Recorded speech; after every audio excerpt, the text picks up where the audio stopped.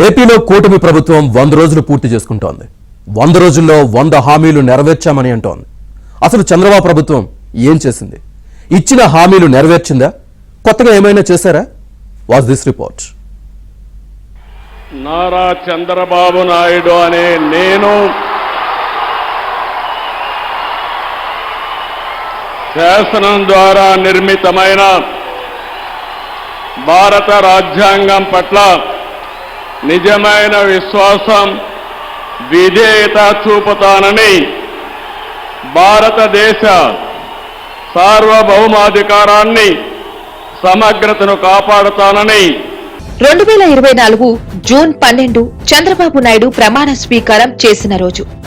రాష్ట్ర ఖజానాను వైఎస్ జగన్మోహన్ రెడ్డి దివాలా తీయించాక పాలన పగ్గాలు అందుకున్న రోజు. చేతిలో చిల్లి గవ్వలేకపోయినా 100 రోజుల్లోనే 100కు పైగా అభివృద్ధి, సంక్షేమ కార్యక్రమాలను అమలు చేశారు చంద్రబాబు. గతంలో 100 రోజుల్లో జగన్ ప్రభుత్వం 250 రూపాయల పెన్షన్ పెంచడం తప్ప ఏమీ చేయలేదు. మళ్లీ జగన్ వచ్చుంటే కరెంటు ఛార్జీల బాదుడు, కరెంటు కోతలు పెరిగి ఉండేవి. ప్రజల ఆస్తులకు రక్షణ ఉండేది కాదు, పింఛను కూడా పెరిగేది కాదు. కానీ చంద్రబాబు 100 రోజుల్లోనే సంక్షేమ, అభివృద్ధిని పరుగులు పెట్టిస్తున్నారు. నాయకుడా నాయకుడా మా తోడై నువ్వుండాలి, మేమంతా నీ వెంటే ముందడుగెయ్యాలి. ప్రతి ఊరు నీ పరిపాలన కోరింది, ఓ ప్రతివాడ నీకే మద్దతు పలికింది. చంద్రబాబు నాయుడు అధికారం చేపట్టాక ఒకేసారి పెన్షన్లు 1000 రూపాయలు పెంచారు. 3000 రూపాయలున్న పెన్షన్ 4000 అయింది. ఏప్రిల్ నుంచే పెంపు వర్తిస్తుందని చెప్పి 3 నెలల బకాయిలు 3000 కలిపి ఒకేసారి 66 లక్షల మందికి 7000 రూపాయల పెన్షన్ ఇచ్చి రికార్డు సృష్టించింది కూటమి ప్రభుత్వం. నిరుద్యోగ యువతకు 16,437 ఉపాధ్యాయ నియామకాలకు మెగా డిఎస్సికి చర్యలు తీసుకున్నారు. చంద్రబాబు ముఖ్యమంత్రిగా ఉన్నప్పుడు మొత్తం 9 డిఎస్సి ద్వారా 2,32,000కు పైగా ఉపాధ్యాయ పోస్టులను ఫిల్ చేశారు. జగన్ 5 ఏళ్ల పాలనలో ఒక్క డిఎస్సి కూడా చేయకుండా యువతకు తీరని ద్రోహం చేశారు. చంద్రబాబు ముఖ్యమంత్రిగా బాధ్యతలు చేపట్టాక 100 రోజుల్లో 100 అన్నా క్యాంటీన్లను ఏర్పాటు చేసి 5 రూపాయలకే అద్భుతమైన భోజనం పెట్టారు. పేదల పెన్నిధిగా పేరు తెచ్చుకున్నారు. విజయవాడ వరద బాధితులకు ప్రతి ఇంటికి 25 కేజీల బియ్యం, ఇతర ఆహార సామగ్రిని అందించారు. ఇచ్చిన హామీ మేరకు ల్యాండ్ టైటిలింగ్ యాక్ట్ రద్దు చేసి ప్రజల ఆస్తులకు రక్షణ కల్పించారు. డ్వాక్రా మహిళలకు వడ్డీ లేని రుణాలను 5 లక్షల నుంచి 10 లక్షలకు పెంచారు. నరేంద్ర మోదీ ప్రభుత్వం అమరావతికి 15,000 కోట్లు కేటాయించేలా చర్యలు తీసుకున్నారు. ఆంధ్ర జీవనాడి పోలవరం ప్రాజెక్టుకు 12,500 కోట్ల రూపాయల కేంద్రం అనుమతి పొందారు. కర్నూలు జిల్లా ఓర్వకల్లు, కడప జిల్లా కొప్పర్తి పారిశ్రామిక పార్కులకు 25,000 కోట్ల పెట్టుబడులు సాధించారు.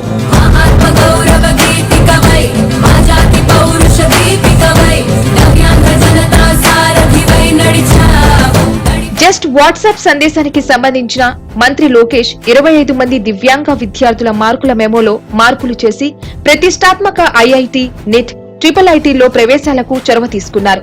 ఒకే రోజు 13,326 పంచాయతీలో గ్రామ సభలు నిర్వహించడం ఒక record. Deputy CM Pawan Kalyan చొరవతో గ్రామ సభలు నిర్వహించి 4,500 కోట్ల విలువైన ఉపాధి హామీ పనులకు తీర్మానాలు చేశారు. ప్రజా దర్బార్ ద్వారా ముఖ్యమంత్రి చంద్రబాబు నాయుడు, మంత్రి లోకేష్ 50,000కు పైగా అర్జీలను స్వీకరించారు.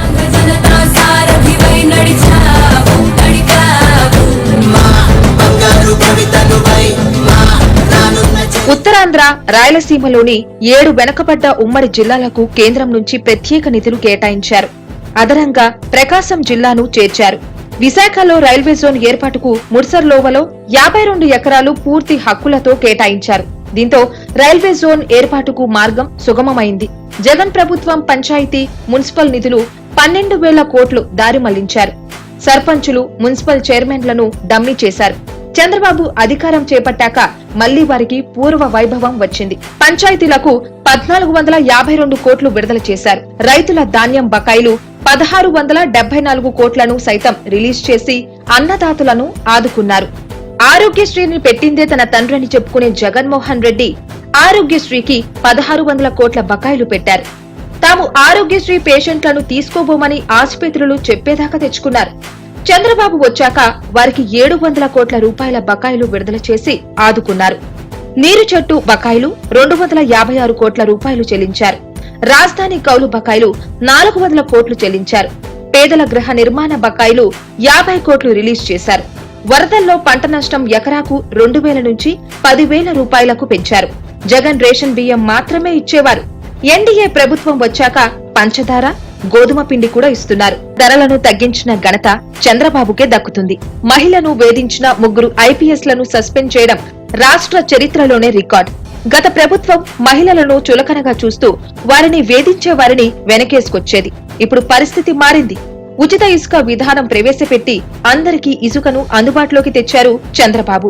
ఆన్లైన్ బుకింగ్ అందుబాటులోకి పోర్టల్ యాప్ తీసుకొచ్చారు. జే బ్రెయిన్స్ మద్యం నుంచి జనాన్ని విముక్తి చేసి నాణ్యమైన సరుకును అందుబాటులోకి తెచ్చారు.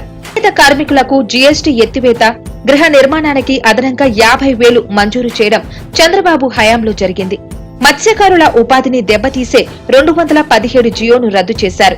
నయీ బ్రాహ్మణుల వేతనాలు 15,000 నుంచి 25,000కు పెంచారు. ఉపాధి హామీ ద్వారా 6.5 కోట్ల పని దినాలు పెంచడం వల్ల 54 లక్షల మందికి అదనంగా లబ్ధి చేకూరుతోంది. విజయవాడ వరదల సమయంలో బస్సులోనే ఉంటూ వరద బాధితులకు సత్వర సహాయ చర్యలు చేపట్టారు. మామూలు వరద బాధితులకు అందవలసిన సహాయం కన్నా రెట్టింపు హెల్ప్ చేశారు చంద్రబాబు. యుద్ధ ప్రతిపాదికన విజయవాడ వరద బాధితులను ఆదుకున్నారు. 10 రోజుల్లో 1,14,00,000 భోజనాలు, వాటర్ బాటిల్స్ 1,12 లక్షలు, 35 లక్షల పాల ప్యాకెట్లు, 46 లక్షల బిస్కెట్ ప్యాకెట్స్ అందించారంటే అది కూటమి ప్రభుత్వానికే సాధ్యమైంది.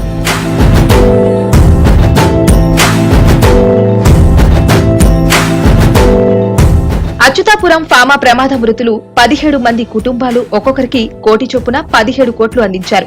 తీవ్రంగా గాయపడ్డ 36 మందికి ఒక్కొక్కరికి 50 లక్షలు, గాయపడ్డ 10 మందికి ఒక్కొక్కరికి 25 లక్షలు ఆర్థిక సహాయం అందించారు.